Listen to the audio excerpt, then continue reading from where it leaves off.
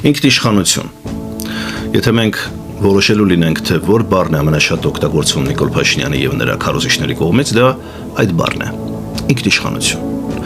Ինչ անում է Նիկոլ Փաշինյանը, փաստորեն, ըստ իրենց, անում է հանուն Հայաստանի ինքնիշխանության ամրապնդման, մեր անկախության, ինքնուրույնության եւ նույնիսկ եթե Ղարաբաղը հանձնվեց, դա արվել է հանուն Հայաստանի ինքնիշխանության։ Եկեք պարզենք, թե գլոբալ առումով ինչ է նշանակում ինքնիշխանություն, որքանով է Նիկոլ Փաշինյանը իրական Հայաստանի ինքնիշխան։ Այսօր մենք ավելի պետություն ենք, քան երբևէ, ավելի ինքնիշխան ենք, քան երբևէ, ավելի անկախ ենք, քան երբևէ։ Իդեպ նախկին նախագահները էլի հարցազրույցներ են տվել, այնպես չի, որ ես ուրախ եմ այդ հարցազրույցների բովանդակությունից եւ ամբողջությամբ կիսում եմ իրենց տեսակետը, դա առանձին թեմա է, բայց ամեն ինչ թողած բազմաթիվ քննադատություններ եւ տեղին եւ անտեղին, նա մեղադրեց նախկին նախագահներին, որ պաշտպանում են ռուսական շահերը ըստ էության եւ Ղարաբաղը թոք էր Հայաստանի վզից փաթաթած, որ ինչ որ մոտակա ծառին կապեն։ Ակնարկում է Նիկոլ Փաշինյանը, որ Ղարաբաղի հարցը դա ֆիկտիվ հարց է եւ ընդամենը Հայաստանի կախվածության մեջ պահելու խնդիր է լուծում։ Այսինքն հայրենիք, այնտեղ ապրող 150,000 հայերի իրավունքներ, նման գաղափարներ Նիկոլ Փաշինյանի պատկերացումներին չկան։ Ղարաբաղը թոք էր, ազատվեցինք եւ հիմա ինքնիշխան ենք, բայց սահմանենք նախ ինչ է ինքնիշխանությունը, դա հայտնի է իրավական, քաղաքագիտական գրականության մեջ, մեր սահմանադրությունն էլ է դա տալիս։ Մեր սահմանադրությունը ուղիղ սահմանում է, որ Հայաստանը ինքնիշխան ժողովրդավարական, սոցիալական, իրավական պետություն է, դա առաջնային հոդվածներն են։ Բայց ինքնիշխանության ամենապրիմիտիվ սահմանումը, ամենապարզ մատչելի դա այն է, որ պետությունը, որովհետև ինքնիշխանությունը դա պետության ատրիբուտն է, իր որոշումները ընդունում է ինքնուրույն, առանց դրսի արտաքին ազդեցության եւ ճնշումների ուղիղ։ Հա, դա է։ Բայց արդյոք Նիկոլ Փաշինյանի իշխանությունը ինչ անում է սեփական ցանկությամբ եւ սեփական որոշումներով։ Իհարկե ոչ։ Ինքնիշխանությունը ընդհանրապես 3 մակարդակ կարելի է բաժանել՝ արտաքին, ներքին եւ ամենակարևորը՝ տարածքային։ Չի կարող ինքնիշխան համարվել մի երկիր, որը իր ինքնիշխան համարված տարածքի նկատմամբ չունի վերահսկողություն։ Հենց Նիկոլ Փաշինյանը ընդունել է, չէ՞, որ Հայաստանի Հանրապետության ինքնիշխան տարածքի որոշ կիլոմետրեր զավթված են թշնամու կողմից կամ հակառակորդի կողմից կամ խաղաղասեր բարեկամ Ադրբեջանի կողմից։ Սա հենց նշանակում է ամենաառաջին եւ ամենահասարակ ձևով, որ Հայաստանը ինքնիշխան երկիր չէ, որովհետեւ ի վիճակի չէ վերահսկել իր տարածքը։ Հետևաբար այդ տարածքի նկատմամբ որքան էլ կա իրավական վերահսկողություն, դու իրականում ինքնիշխան չես, այնտեղ կա այլ իշխանություն։ Եվ արդեն Հայաստանի Հանրապետությունը հենց միայն այդ փաստով ինքնիշխան չէ, այն կախյալ է Ադրբեջանից եւ Թուրքիայից, որովհետեւ Ադրբեջանին բոլոր առումներով պաշտպանում է Թուրքիան,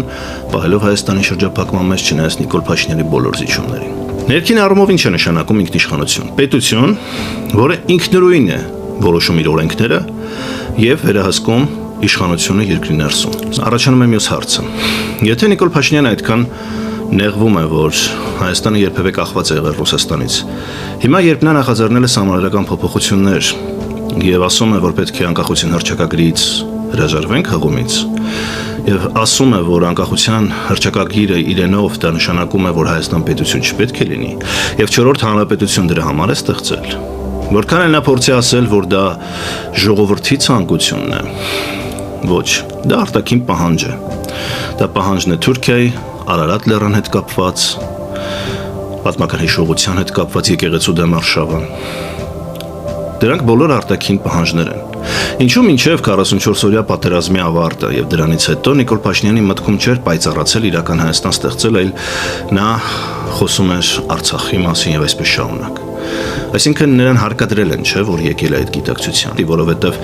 մինչև դա նա խոսում էր 5 միլիոն հայերի մասին, խոսում էր ինչ-որ ֆանտաստիկ նպատակների մասին Հայաստանի։ Հետևաբար դա արտաքին ուղիղ ճնշում է։ Մենք համոզվեցինք, որ Հայաստանը ինքնիշխան չէ նաև ներքին առումով։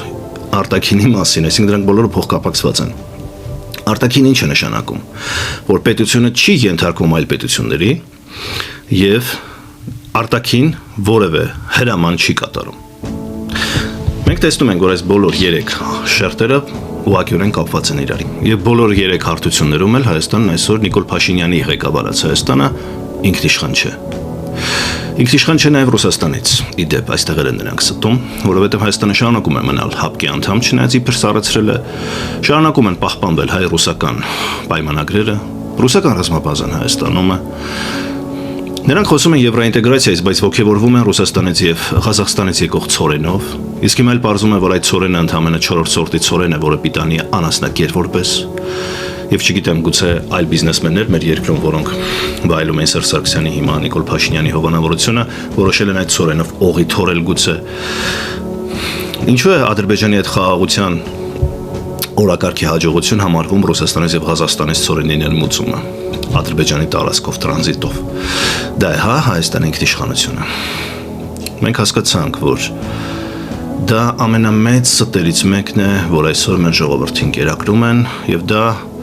հերքել է նույնիսկ մեզնից պահանջեց ընդամենը մի քանի րոպե։ Նիկոլ Փաշինյանի ղեկավարած Հայաստանը ավելի կախյալ է թե Ռուսաստանից, թե Թուրքիայից, թե Ադրբեջանից, թե որևէ մեկից, քան Հայաստանը երբևէ եղել է կախյալ այս 30 տարիների ընթացքում։ Եվ հետևաբար ինքնիշխանության եւ անկախության մասին լոլոներով եթե ձեզ փորձեն համոզել գնալ եւ քվեարկել նոր սահմանադրության օգտին, դուք իմացեք, սիրելի բարեկամներ, որ ժողովուրդն է ինքնիշխանության միակ աղբյուրը եւ Նիկոլ Փաշինյանը խախտել է իրեն վերապահված ժողովրդի կողմից իրեն տրված այն մանդատը, որ նա պետք է իրականացներ այդ ինքնիշխանությունը։ Իսկ այդ ինքնիշխանության մանդատը սահմանված է թե սահմանադրության մեջ, թե անկախության հռչակագրում։ Հետևաբար Հայաստանի Նիկոլ Փաշինյանի կողմից ինքնիշխանության մասին խոսելը դա նույնիսկ ծիծաղելի չէ։ Դա, ինչպես կասեին հնում, նույնիսկ հանցագործություն չէ։ Դա ավելի վատ է։ Դա սխալ է։ Դա սուտ է։